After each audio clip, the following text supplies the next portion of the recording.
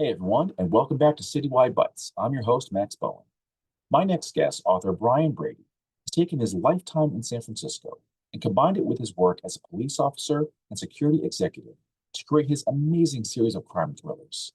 The newest one, Greed, was released on April 22nd, and we talk all about that, the real life cases that inspired his work, and what lies ahead. All right, Brian. So, first question, what got you into writing in the first place? Actually, my career has been kind of varied. So I've had a lot of great jobs in different locations. And over that period of time, I've met some really interesting, fascinating people, all of whom had great stories, cases they'd worked on. So I'd kind of collected those in a file, believe it or not, anecdotal information. And when talking with friends, shared some of those stories, and the comments started to come back to me. You ought to write this down. You ought to make a story out of this. So when I finally more or less retired, I decided, okay, this is something I should do. So that's how the first book came about, and then the other two followed. Okay. Um, how closely do the books adhere to the actual story itself? Are we talking like They're complete? they're there. I mean, they're some of the stories will be a composite of a couple of stories. I'll take elements to create one. So they're all real. It may not be exactly real, little license to be able to create. The second book, Hiding in Plain Sight, is about the kidnapping and murder of a 13-year-old, and which is kind of a dark subject, obviously, to begin with. But you really can't have a murder mystery without a murder. I mean, you got to have. What I try and do with the story is not make the actual crime the focal point of the story. It's a necessary element, but I want to move on to the investigators and the actual investigation and make that the focal point. So not to get lost in the gory details, so to speak, for a couple of reasons. One, I don't think it's valuable, to be honest with you, in a crime fiction. It may have much more bearing in a true crime, where you're trying to focus on a single case. And secondarily, if it's a real case and there are people who put the pieces of the puzzle together, I don't want somebody's family reliving a horrible situation. So it's there, and we move on from there. I like that. I like that you don't like make like the gore central to the story. Like it's part of it, but you don't make it like the focal point. So, how do you go about building the rest of the mystery? I think for me, I know obviously how it started out, and I know how it ended in real life. And I don't know that that's necessarily the ending I want. I may change the ending. I mean, without spoiler alert, we're going to catch the bad guy in the story, and that's. But how that happens, for instance, the case I was talking about was a one off. This individual committed the crime. He's currently in jail. He'll never get out, and he'll never do it again, obviously. However, in the story, he becomes a serial killer, and people, for whatever reason, serial killers, people want they fascinate people, and so that's an element that it just added to the story, and you shameless publicity. When you sell more books, if people want to read, I want them to read the story because of the characters. I like my characters, and I want people to read the book and like the characters as well, and engage with them. And that's what the focal point of the story is for me. Good, good. Now, are you the type of person who has to like plan out the whole thing, or do you just like go by the seat of your pants? Seat of my pants. I mean, Really? I know the story or stories, and I know the locations. And for the most part, I stay home. I was born and raised in San Francisco, so I stay in San Francisco and the San Francisco Bay Area, which as a writer, as fledgling writer, wannabe writer, the, the Bay Area in San Francisco specifically is a great setting because if you're from the area, you know it, and everything resonates, the locations. But if you're from, in your case, you're out on the East Coast. If you had never been to San Francisco, because of television and movies and news stories, etc. You know San Francisco. You're going to recognize landmarks. In the second book, St. Peter and Paul's Church is a focal point. Well, that's the same church that was in the movie Dirty Harry with Clint Eastwood. So people who have seen that movie, they read the book. Oh yeah, I know that location. I know where that is. I know where that park is. So even if you're not from here, the story makes sense to you. And I try and keep it accurate. I mean, I don't have north-south streets that intersect. I don't have investigations where you collect DNA at 8:30 in the morning and you have DNA results at 8:35. It doesn't work that way.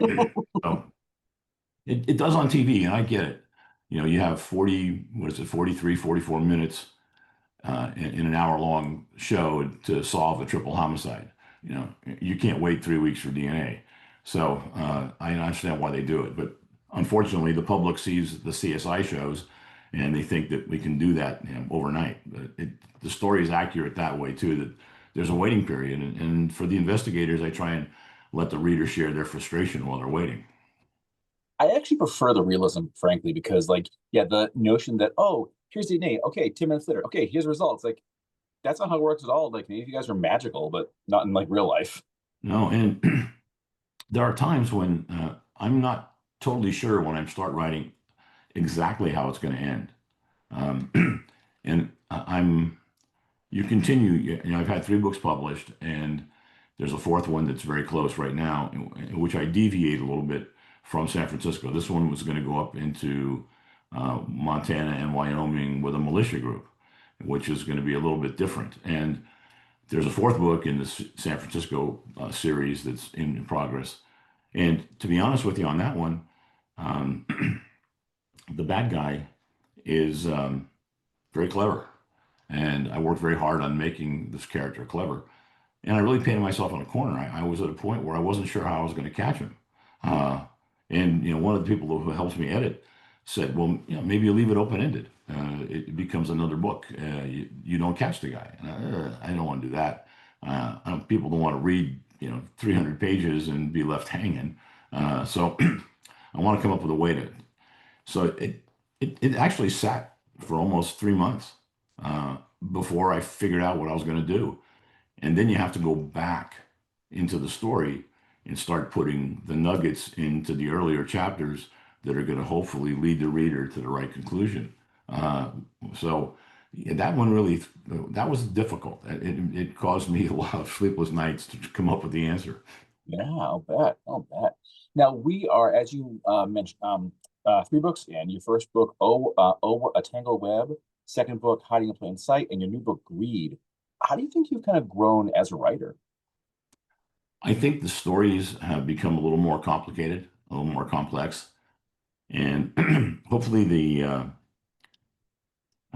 characters as well. They're the same characters are in all the 3 books, but there are relationships that develop between them, and then there are the relationships between the character and their family, their significant others, the relationships between the characters and other agencies, and hopefully the characters become richer or a little more complex, and most importantly likable. That the reader and there are authors out there who I think do a fantastic job of making their characters engaging.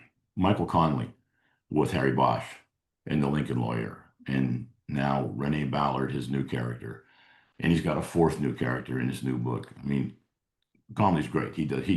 And his characters are engaging.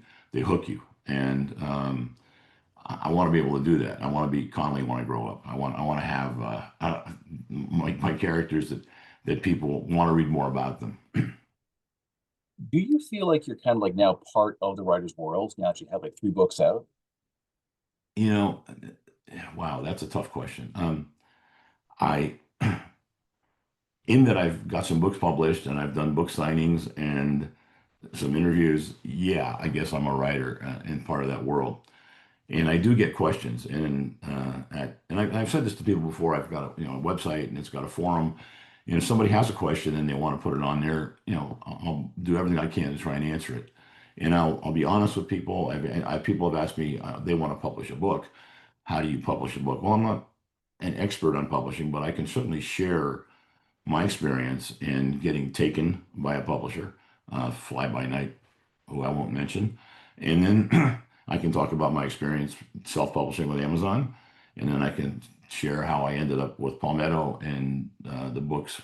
My first book been republished back to them. So all three are now with them and why I'm staying with them. And I think that helps people because you've been there, done that. And you can tell them, okay, when somebody puts an ad on the internet that says they're going to make you a New York Times best-selling author for $3,000 and they're going to do it in 3 weeks, it's not going to happen.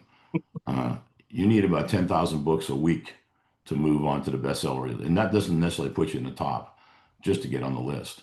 Hmm. And moving 10,000 books, if you're not signed with an agent in a major publishing house, one of the big four, big five, it's not going to happen. I mean, it's just not going to happen. And Yeah, getting an it's agent is a nightmare. yeah, definitely, definitely. What would you say about Palmetto? What about that working relationship has gone so well for you? It started, a friend of mine who's a San Francisco police homicide inspector, he published a book. And his is true crime. It's about cases that he worked on in his career there over 30 years. And some major cases, the Night Stalker, the Zodiac, things that have been on page one. And he ended up writing the book with a reporter. They wrote together. And I guess it was the reporter that had the connection with Palmetto. So they published. So when I was having my problems, I called him and I said, okay, are you happy with Palmetto? And he said, yeah, they were really responsive and they delivered, et cetera. And I've got the cell phone number of the president of the company if you want to talk to him. So he gave me the number. I called this gentleman. He took my call and I explained who I was and what I wanted to do. And we talked for probably an hour. And he was very responsive. And as a consequence, uh, I published a second book with them and then the third, and went back and republished the first.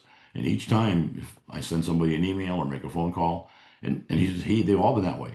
Every email has um, a link to say, oh, we can set up a phone call right away or tomorrow or later today. And so I've never waited more than 24 hours to get a response. And so for that, they're great. And they do a good job on the books are clean. The covers are well done. So yeah, that's all. That made a huge difference, believe me. Yeah. I gotta say, I love the covers. They're really, really good. Do you have any like insight as to like what you want the covers to like look like, or does like Palmetto just sort of take care of that for you? I've I have a I have an inside deal. My wife is a graphic designer, so I have this built-in expert who has great ideas. For instance, Greed, which deviates a bit from the first two books because it starts in Europe, in Paris, and works its way back to the Bay Area. So on the cover of Greed, there's a picture of the Golden Gate Bridge, and the North Tower has been replaced with the Eiffel Tower. So it's a perfect segue from Paris to the Bay Area, and that was her idea. And then she worked with Palmetto's design people to get it. They did the finished product, but it was her concept. So that's been a huge help because frankly, I can't draw. I don't have any artistic abilities at all. So and conceptualizing too. That's another thing. Designers are so good. How do you want to do this? And then, what about this? What about it? And it's like, wow, that's exactly what I want. Uh, I can't take any credit for the covers. Well, the covers look absolutely amazing. Like I didn't actually put together until like just now. The cover of Reed, we have the Golden Gate Bridge leading to the Eiffel Tower. But as you said, this book has multiple locations. And let's talk about this one. This is your brand new books came out back in April. It's always about a group of thieves working out of New York, Amsterdam, and Paris that basically set into motion this complex art forgery and theft. It works. Good for them, I suppose, until one of them gets overcome by greed and things take a dark turn. So this book, did you get to try anything new, whether it's like characters or settings or anything else? Yeah, very much. The settings, it was Amsterdam, New York, Paris, and the art world. Now, the second advantage I had in the book was I spent a year as the head of security for the San Francisco Museum of Modern Art. So I spent a year because the museum was expanded from 3 stories to 11 stories. And we went from 50,000 square feet of art to 165,000 square feet. We are right there with MoMA in New York for square footage. So I was involved with the curators. I was involved with people who were acquiring the art. I was involved with the people who were hanging the art on the walls. I was involved with all of that. So I got to sit down with the people who do the restoration, and they are the most fascinating people because when you're in moving a museum like that, inevitably something gets banged up, as careful as you may be. And you've got $100 million Matisse that gets a nick. And how are you going to get this? And they have this facility at the museum, and these people start to work. And I mean, I would go up there and just watch, and they're so meticulous. And you say to them, hey, if you can do this, you could recreate the whole thing. And they said, oh yeah, we can do that. Uh, and you wouldn't be able to tell it apart. It would take, so that's started me thinking, hey, well, that's a great story. Yeah, that's a How great this, story. so and then and my wife said, well, yeah, it's real easy. I mean, you can go to Google Art and you can find a masterpiece and you can blow it up on Google Art to, you know, big screen as you've got and make it as close as you want down to brush strokes. And, and if you want, and I didn't know that. So I went to Google Art. Sure enough, the painting I wanted, I was right there. And so it, uh, it fascinated me. It was a whole new area. And so then I had it, okay, how am I going to take this and move it back to the Bay Area and get my characters, my cops back in the story, and they're homicide cops and they're not going to do art theft. So you have to get a homicide and then, pull them into this art world, and it's a new world for them. So that was fun. They were expanding their horizons at the same time. I had no idea that you could do this, actually. This Oh, is wild. Also, to be the person to nick that $100 million Matisse, I would not want to be that guy. no, you definitely did not. It was, Imagine being the dude like unloading, all of a sudden you drop it, you think, oh no. you know, we we had an exhibit that it was a very unusual exhibit, and it basically was like pencil art, for lack of a better word, and it was very geometrical, and um, it got damaged, smudged, and I get the phone call at Saturday morning like this, early in the morning for me, Yeah. and you got to get down here, and somebody sabotaged the exhibit. So I get down there, I don't think it was sabotage. I think it's somebody has just smudged it. And then I got a hold of our restoration person, and she came down right away and looked at it and said, "Eh, not that bad." Well, that's So good. her Jeez. team comes in, and at the end of about 4 hours, the museum director was still there. I called him and I said, "I need you to come down and look at this, and I want you to find the smudge." Wow. He Could they? couldn't. No, Oh, couldn't find wow. it. It was absolutely 100%. And I thought that wasn't a Matisse. It wasn't that expensive. I mean, it wasn't cheap. I'm sure it But was pretty. it's hanging in a museum. It's not cheap. Yeah, Uh, exactly. and because it's a modern art museum, it's not necessarily to everyone's taste, but at the same time, it is art, and it's not cheap. It's in a museum, Yeah. but they went right to work on it. It was pretty. And then the chances of dinging up a Matisse, to be honest with you, is pretty rare. I mean, you talk about bubble wrapped. I mean, when we move one of those, it's moved very carefully. I mean, it's like a Brinks truck, to move that thing. But they do get moved. That's another thing people don't know. If we're going to have an SF, an exhibit of, say, Van Goghs, Mhm. and that's going to be for a month, we'll call Chicago Art Institute. We'll call the Van Gogh Museum in Amsterdam. We'll call, and ask if we can borrow Huh. this painting, that painting. So it enhances your exhibit clearly because you've got these fabulous Van Goghs. At the same time, they're going to do a Chuck Close exhibit at their museum, and we at MoMA have a great Chuck Close exhibit, so we ship some Chuck Close to them. So they have this reciprocal where museums move pieces, so they are in transit frequently and Wow. heavily guarded, obviously, and not Yeah. advertised. But yeah, that's a whole new world. It was for me. It was. I'll bet. So it sounds like your books give you a chance to learn a lot too. Like you already have the institutional knowledge from years working as a police officer, security executive, and other jobs, but you must get a chance to just like dive into all kinds of new research rabbit holes. It is, and it's and I try to be as accurate as I can. And Hmm. I mentioned the book on the militia. My wife and I, got in the car and we drove. We drove through Idaho and Wyoming and Montana, and we drove to the locations that I had in mind for the book, and we drove to the bus stations that are going to be in the book, and I took pictures and I looked, and then I went to the freeway intersections where bad things were going to happen and made sure that they intersected and that the off ramps were where they were supposed to be.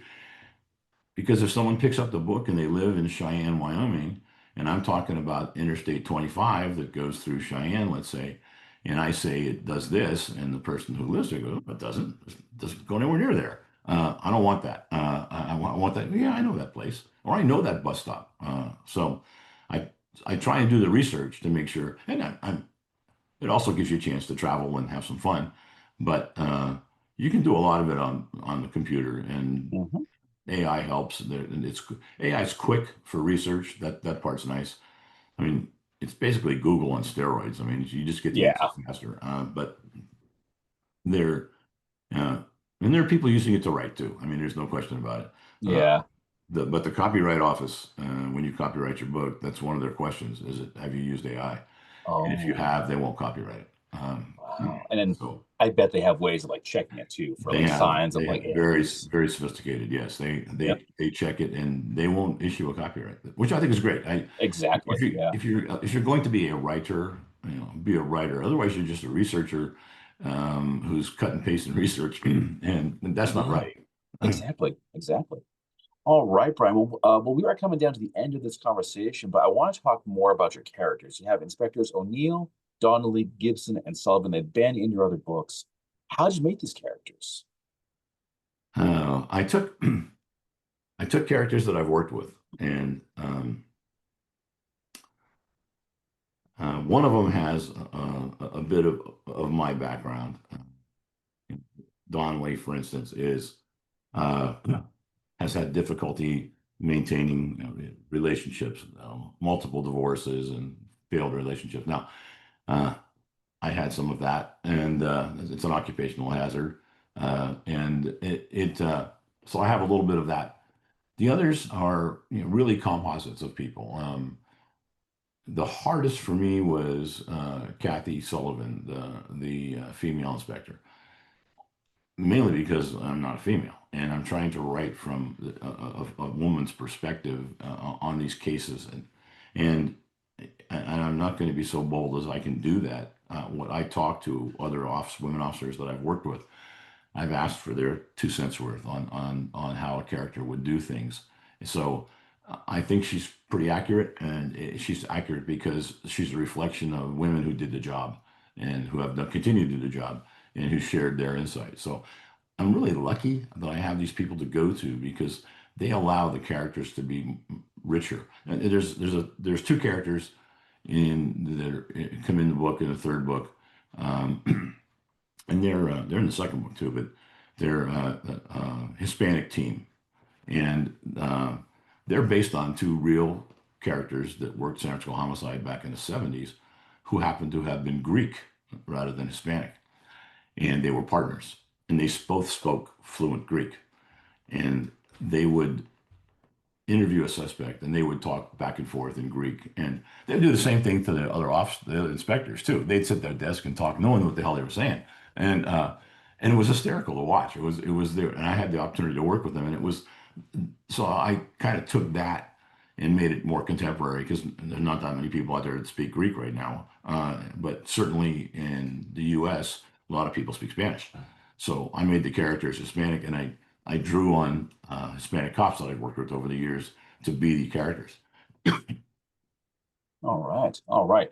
Well, folks, that brings this episode to a close. But the last question before we go is, of course, we got the new book coming out. Do we have a title? Do we have a release date? Not yet. Ah, Yeah, the title's going to be called "Still Waters Run Deep." And that's going to be ooh, the new one. And I don't have a release date because we're actually working on the cover, believe it or not. So the most of the writing is done, and the proofing and the editing, and uh, you when you write, you do, I don't know, 30 pages, and you think you've written War and Peace, and you send it off to an editor, and they send you back 40 pages of corrections. And yeah. you got to have a thick skin because they're helping you. They're making your story better. But inside, it was great when you sent it out, and they just ripped it apart. And so once you get over the initial hurt, and go back and start rewriting, and that's the other thing too. That's the rewriting part. That's uh, lots of rewriting before it goes to the editor. That saves you a lot of red ink on your document. Hmm. All right. Well, Brian Brady, thank you so much for joining me. I really, really appreciate this. Thank you. I enjoyed being on. All right. And for the folks at home, you've heard the story. Now, here's what you do. You go to goldengatetales.com. Everything's there. Get your copies of all three books, the new one coming out eventually, but keep on the website, follow the socials. It's all going to be there. And thank you again, folks, for listening, checking the show out. This is your host, Max Bowen, and I'll see you all next time.